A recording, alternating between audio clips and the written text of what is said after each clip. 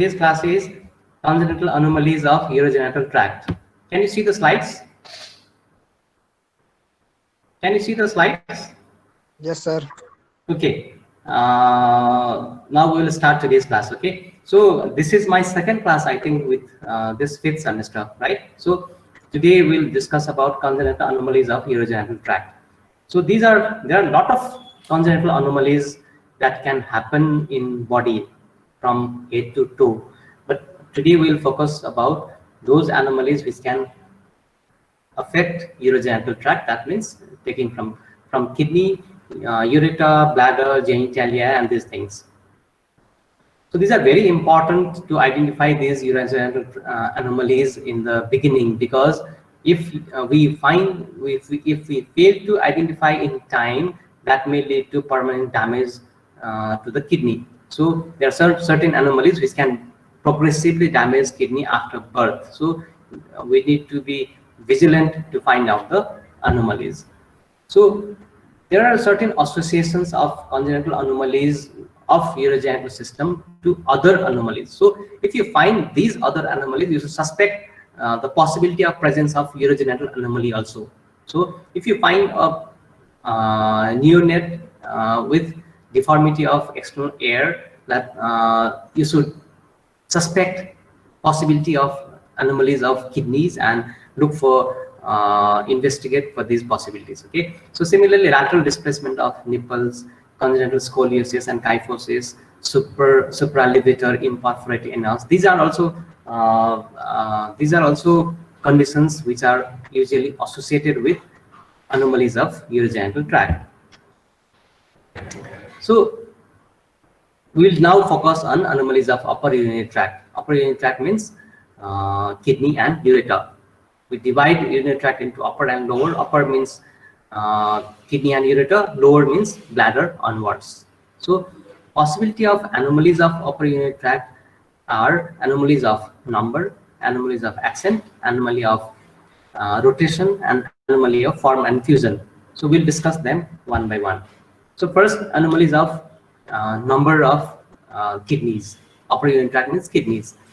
So from the extreme, if we start from extreme of these anomalies, there can be bilateral agenesis. You know, agenesis means embryologically there is failure of formation of that organ. So bilateral agenesis means the neonate will burn without both kidneys, with absence of both kidneys. And you know, we have already finished the physiology and how important kidney is. If there is no kidney, how can a neonate can survive? So it's not compatible with life. Either these neonate stillbirth, in 40% of the cases they are stillbirth, and rest will die within 48 hours. And actually this death is not because of directly related to absence of kidney. It's because of pulmonary hyperplasia, which is associated with bilateral renal agenesis. So they either die in utero or die immediately after birth. So this is not compatible with life. This is extreme of anomalies, the worst type of anomaly. The better than that can be unilateral agenesis. The incidence of unilateral agenesis is 1 in 1100. Males are more commonly affected than females, and left, for unknown reason, left is more commonly affected than right. These patients, the life expectancy is not normal, it's not affected. But since this patient has only one kidney, then we need to take care of that kidney. If some disease occurs in that kidney, then there may be impairment of renal function, global renal function. So we need to be more careful about these patients.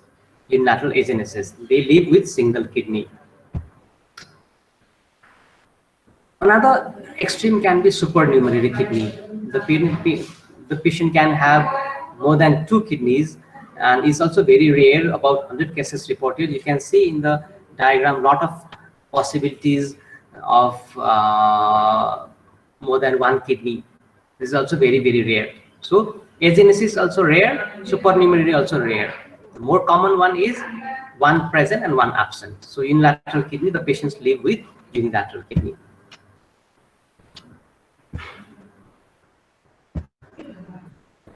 So that is anomalies of number. Now anomalies of ascent.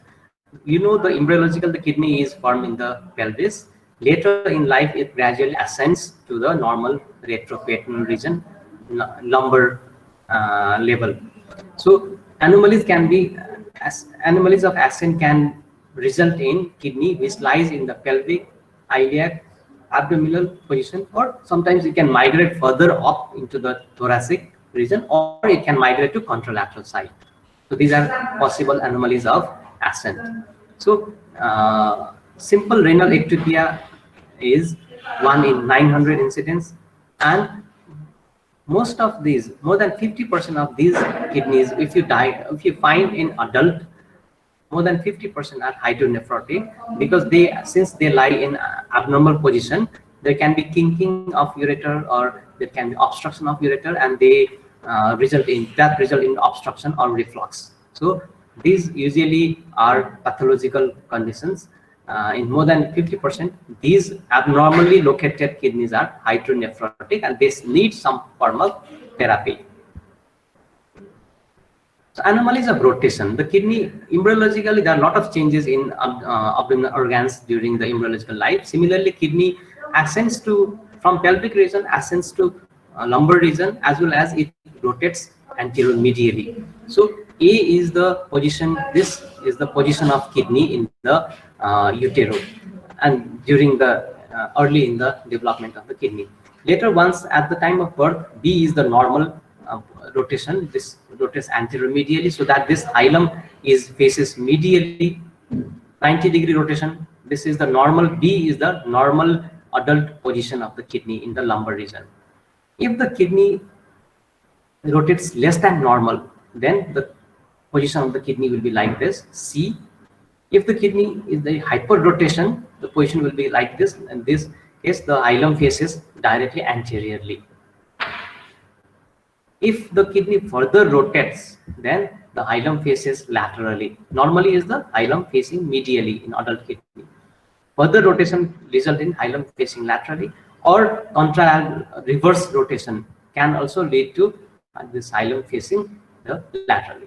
These anomalies of the rotation is important in the management of conditions like renal stones later in the adult life. And normally these anomalies of rotation are not symptomatic. They go unnoticed. They are asymptomatic. But if there is obstruction or stone formation, then they become symptomatic, and the disease like urinary tract infection or stone formation in these abnormal kidneys are more common than normal kidneys. So these patients are more likely to present with pathological conditions than normal persons.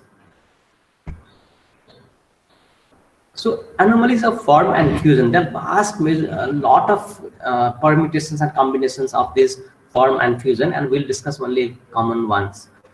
Crossed renal ectopia is kidney is located opposite to the insertion of ureter into the bladder. Since the kidney originates in the as a ureter bud in the pelvic region, if you are confused which side this kidney is, you have to look at the insertion of ureter into the bladder. The kidney belongs to that side, right or left, that side in which the ureter is inserted. Even if you find kidney in the left side, if that kidney's ureter drains into the right side of the bladder, then that kidney is originally supposed to be right kidney, which has migrated to left. So the side of the kidney is determined on the basis of insertion of ureter into the bladder, because that is the site of origin of the kidney in embryological life. So kidney is in crossed renal ectopia. Cross means opposite side. Renal ectopia means outside the normal position. Kidney is located opposite to the insertion of ureter into the bladder. 90% fused with ipsilateral kidney, and symptoms are there if there is obstruction. If there is no obstruction, then they can go unnoticed even until the adult life. If you happen to do ultrasonography incidentally, then you will find it. Otherwise, they present to hospitals only if there is obstruction or infection. One of the most common anomaly is Hirschsprung kidney. We'll discuss about this. So before going to Hirschsprung kidney, there are a lot of possibilities of crossed renal ectopia that you can see in this. Like this ureter is in the right side, this in the left side. So this ureter goes here, and this is a right kidney going to left side. This is original left kidney, and this is originally right side, which has migrated to left side. So this is cross renal ectopia. There are a lot of possibilities of this cross renal ectopia. You can see directly here bilateral cross renal ectopia, where the left kidney goes to right side and right kidney goes to left side. So we will discuss in detail about Hirschsprung kidney because this is the most common one of the renal ectopia, cross renal ectopia with fusion. So this is most common renal fusion anomaly, and incidence is very high. 1 in 400 live birth means very high incidence rate. So in these Hirschsprung kidney, lower poles of these both kidneys are joined and by isthmus. Isthmus is also a parenchymal tissue of the kidney. You can see this is the central part is called isthmus, just like in thyroid. This is called isthmus, and the isthmus lie anterior to the aorta. You can see here this red is aorta, anterior to the aorta, and IVC just below the origin of inframesenteric vein. This is inframesenteric vein. So this is inframesenteric vein. This is Hirschsprung kidney. What happens is during embryonic life, these kidney buds they get fused in the midline, and later in the embryological life when this kidney try to ascend, because these are fused in the midline, the ascent is obstructed by this inframesenteric artery. So because these are joined in between, there is tissue in between these two kidneys. Normal, this is normal. If these are fused, then they cannot ascend.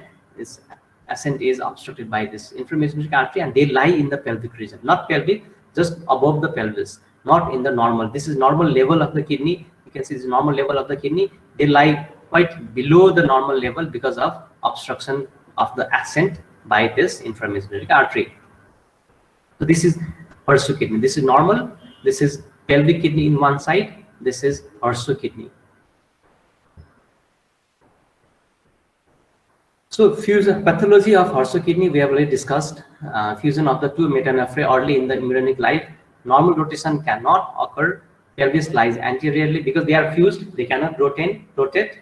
So pelvis of this kidney lies anteriorly, and the ureter right over the isthmus. So ureter has to come down anterior to the isthmus, and that's why the obstruction is likely in these patients, and they may become symptomatic.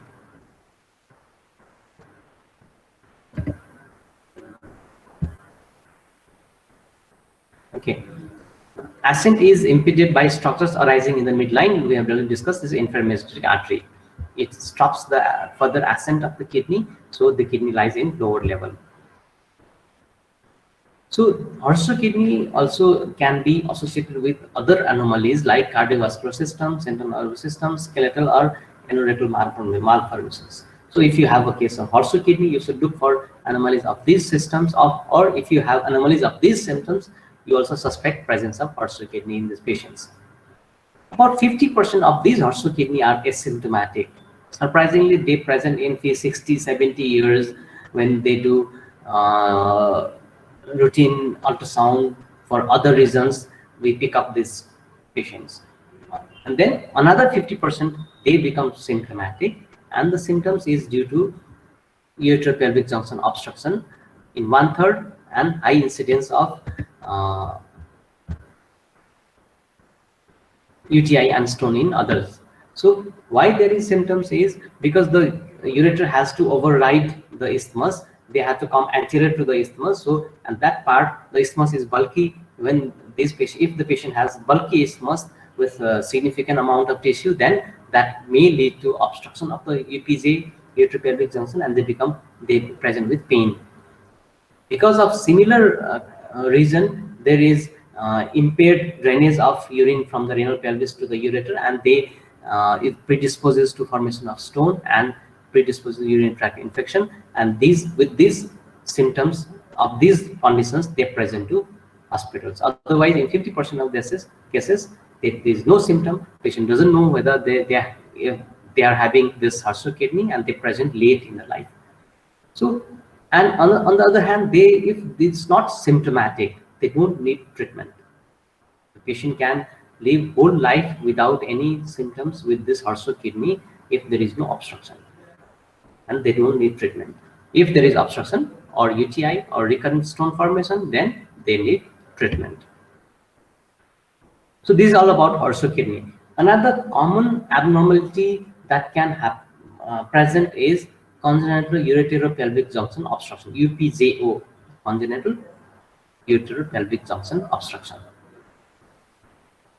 Nowadays, this UPJO is identified in prenatal period. Even when the patient, the neonate, is in the uterus, we do routine anomaly scan. Nowadays there is a term called anomaly scan in second trimester of the pregnancy. In this scan, they look for anomalies of the baby inside the uterus. So this UPJO is identified at that time, even before birth. But surprisingly, we still get adults with UPJO where they have never done ultrasound in before. 40, 50 years, patient come with some other symptoms, and when we do ultrasound, we just find UPJO which went unnoticed throughout the life, because this anomaly scan was not present several years back when they were pregnant or birth early in the life. It's not period. This is a recent trend to do anomaly scan, so they may go unnoticed. So what they find in utero is dilated renal pelvis and calyces. If they find a neonate with dilated renal pelvis and calyces, they suspect congenital UPJO. Boys are more commonly affected than girls, and left side is more commonly affected than right, and bilateral in 10 to 40%. So almost half of the person can present with bilateral UPJO. The significance of UPJO is that can lead to renal damage later in life, that can progress if you don't identify in time and correct it, that can go into renal failure. So this is, you can see the diagram here. Etiological, there are two etiologies of congenital UPJO. One is intrinsic neuromuscular defect. That is, for this urine in the pelvis to travel through ureter into the bladder, there must be some peristalsis. Peristaltic wave, just like in gastrointestinal tract, this peristaltic wave propels the urinary volume into the ureter and then into the bladder. That's how this urine is carried to the bladder. But if there is neuromuscular dysfunction, or this muscles in the renal pelvis are not continuous with the muscles in the ureter, then the peristalsis that has evolved in the pelvis may not be transmitted to ureter, and the same way the urine will not be transmitted to ureter. So the transport of urine from pelvis to ureter will be hampered in this region, and that gives rise to hydronephrosis of urine accumulation in the pelvis and progressive hydronephrosis of this kidney. Another is extrinsic compression by aberrant vessels. This is, you can see, this is normal renal artery, and this is aberrant renal artery in the lower pole, which is present in a certain percentage of people. So if there is presence of this lower polar abnormal vessel, then the ureter has to override this vessel, and because of this vessel there can be some kind of obstruction, and that also hampers the transport of urine from pelvis to the ureter. That leads to ureteropelvic junction obstruction. So these are the known evident etiologic factors leading to ureteropelvic junction obstruction. So presentation, they can be asymptomatic, or they can have episodic flank pain with nausea and vomiting. Whenever the patient drinks a lot of water, then that water is excreted preferentially by the kidney, and if there is a lot of volume of urine formation in short period of time, then the kidney becomes pressure inside the renal pelvis increases and they become symptomatic. And sometimes in late cases, gross hydronephrosis in thin patients, this grossly hydronephrotic kidney can be palpable in the loin. So as we already discussed, they may go unnoticed until adult life, or they may be identified in the neonatal period. Treatment is if this is symptomatic, or if this is causing progressive renal damage, then this condition needs treatment. Otherwise, simple mild type of ureteropelvic junction obstruction may not need surgery. So if they need surgery, then open surgery is the age-old treatment. Mostly Anderson-Hines pyeloplasty is done. We open the obstructed area, then we remove the obstructed area, then we join this proximal end of this ureter with the renal pelvis. This is called Anderson-Hines pyeloplasty. Endoscopic approach is there, where we incise the obstructed part with laser from inside by using ureterorenoscope, or endopilectomy by using PCN. Another is laparoscopic or robotic approach, where we insert instrument inside the patient's body and the obstructed part is divided, removed, and normal parts are anastomosed to one another. So in these are the ways of how we deal with this congenital EPGO obstruction, if they are symptomatic or if they are causing progressive renal impairment. So another condition which is also common, incidence 1 in 300 males, is hypospadias. Hypospadias means arrested penile development leaving proximal urethral meatus.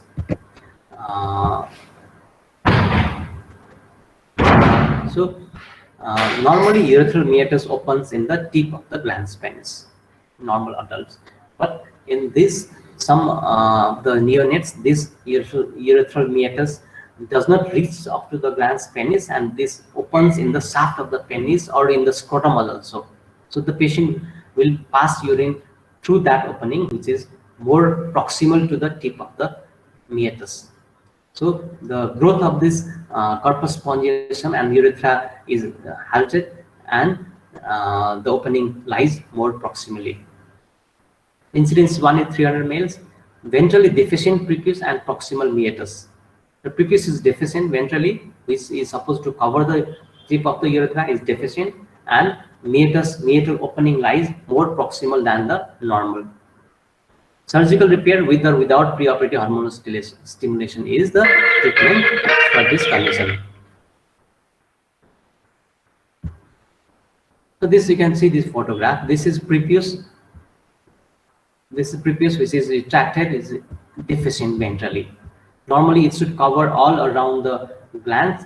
In this condition is ventrally deficient, and you can this is the meatal opening. This is the tip of the glans penis. Normally the meatal opening should be here in the tip of the glans penis, whereas in this patient the tip opening is here. The hypothesis spadias can be divided according to the site of opening. This is normal, and if the opening is somewhere here, it's called glandular type of hypospadias. If the opening is here, this is coronal sulcus, it's called coronal type. If the opening is here, this is penile type of the hypospadias. Depending upon the opening of the meatus, the hypospadias is divided into different types. Another important is posterior urethral valve. This is, you can see this is incidence is 1 in 8,000 to 25,000 live births. Whereas if you see incidence of horseshoe kidney or incidence of EPGO is quite more than this.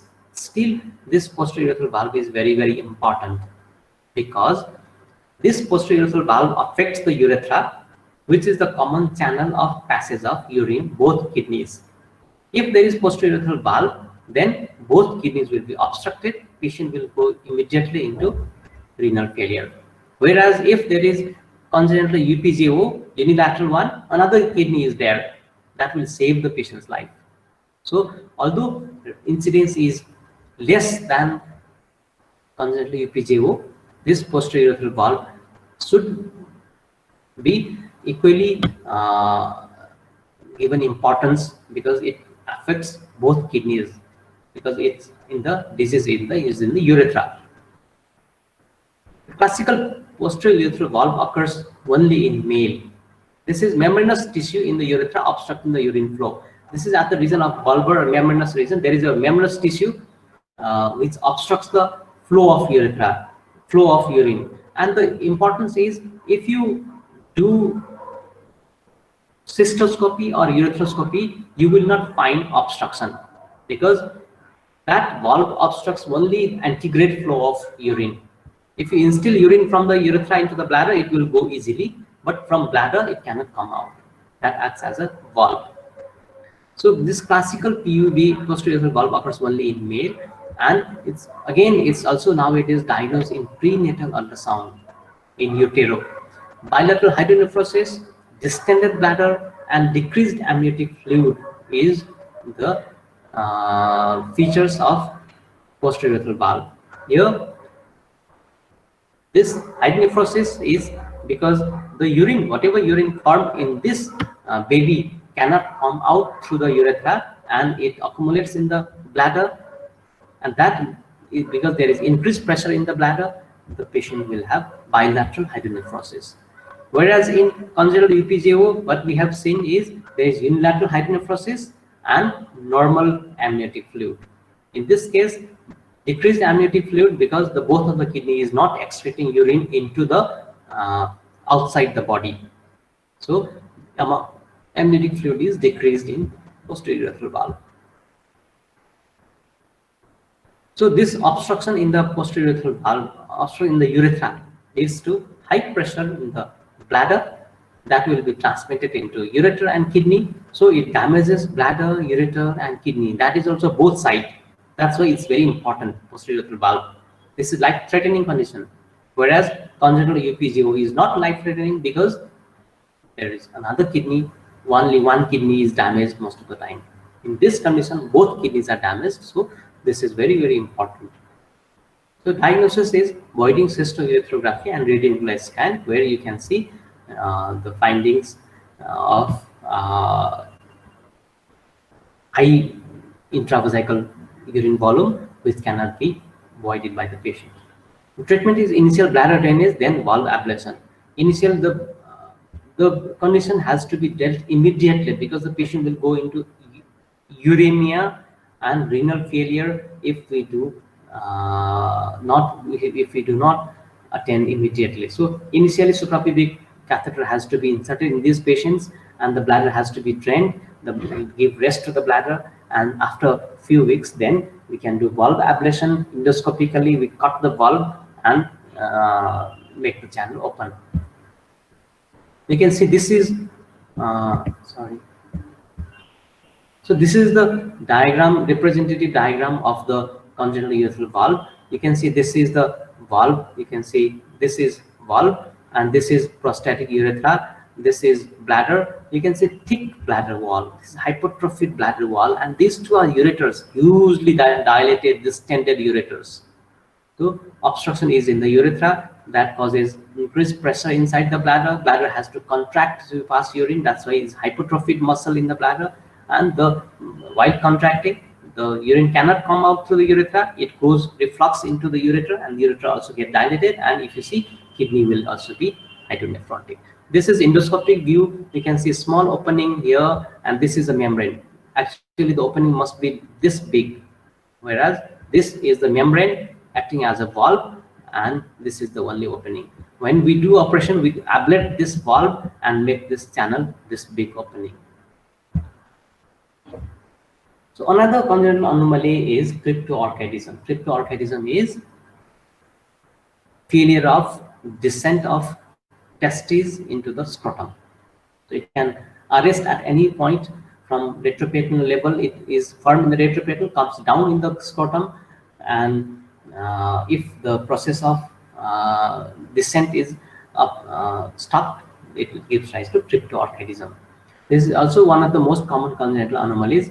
1 to 4% of full term and 1 to 45% of preterm babies, male babies, can have this cryptorchidism. This is very, very high incidence, but this is not life-threatening. So we should give priority to life-threatening condition like posterior rectal valve, although that is less common, this is more common. This also needs treatment, but this is not life-threatening, although the incidence is very high. 1 in 4% is very high incidence. The diagnosis: after delivery of each neonate, the pediatrician will examine the neonate for any congenital anomaly, and unlike internal organs, this testis is external, so you will immediately diagnose by examining the neonate, and if there is doubt, we can do ultrasonography and MRI of scrotum and pelvis and abdomen to confirm that cryptorganism and to document the site of arrest of the kidney testis, where the testis is lying. It can lie from inguinal region to retroperitoneum. So we have to locate the kidney, the testis, which fail to come into the scrotum. Treatment is orchidopexy. That is, we bring down, we give small incision, we find the testis, bring down into the scrotum and fix there. And the appropriate age for this orchidopexy nowadays 6 months. In normal full term or in preterm babies, wait beyond 6 months, beyond EDD in premature babies, and hoping that it will come down normally. So by 6 months, if it doesn't come down, then they need orchidopexy. Another last one we'll discuss today is hernia and hydrocele. You must have heard about hernia and hydrocele in adults, but we are discussing about hernia and hydrocele in infants, neonates. This is called congenital hernia and congenital hydrocele. This is persistent patency of processus vaginalis. Processus vaginalis is a tract leading from internal inguinal ring through external inguinal ring into the scrotum. This tract, testes descend through this tract from retroperitoneum to the scrotum, and after birth, this processus vaginalis or this tract is supposed to obliterate.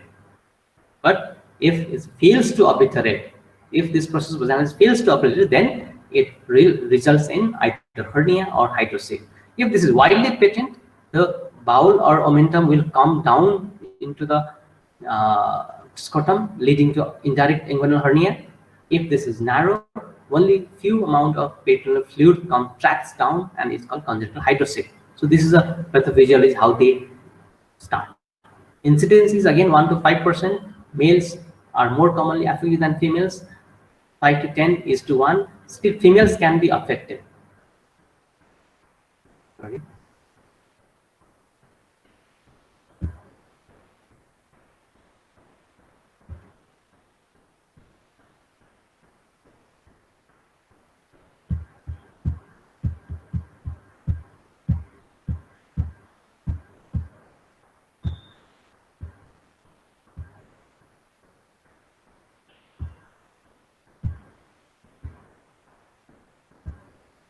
So females are also affected. They can develop hydrocele and hernia. It's not that only in male. This neonate, female neonate can also develop swelling in the inguinal region, and that may need treatment, but more common in males.